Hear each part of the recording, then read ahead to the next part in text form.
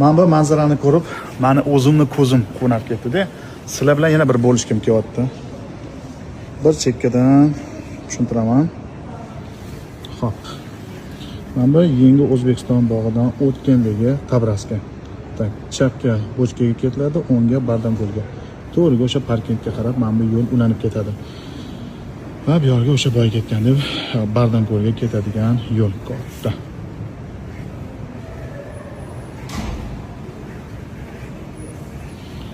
Jidda chiroyli.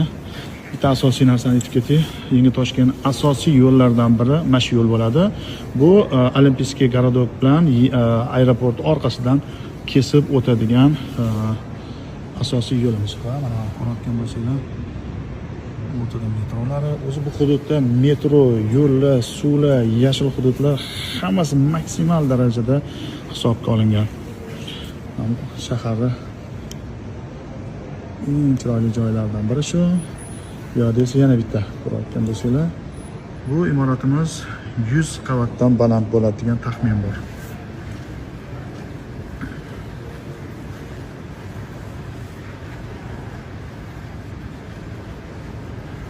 Mana yondan ko'rish.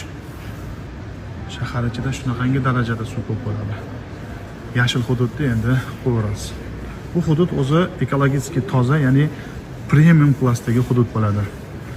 Bu yerda yashash hammaga ham bo'lmaydi. O'shaning uchun narxi arzon paytda olib qo'yishni o'zi har doim maslahat beramiz. Yana bir bor aytib o'tib ketaman. Mana Magic City'ga o'xshagan dam olish zonasi. Bu yerda yana qanaqadir imoratlar. Mana bu Qorasuv daryosi. Hozir tushunarli bo'lish uchun bu yerdan bitta ko'rsataman.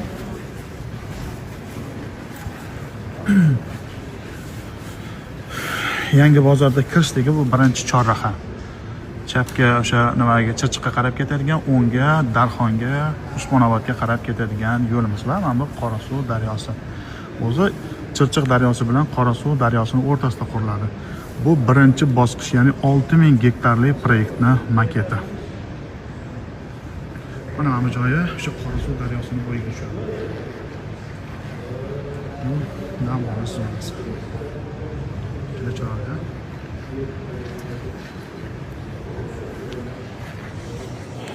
Shoshmasdan turinglar, hozir sizlarga yana bitta zo'r narsa ko'rsataman.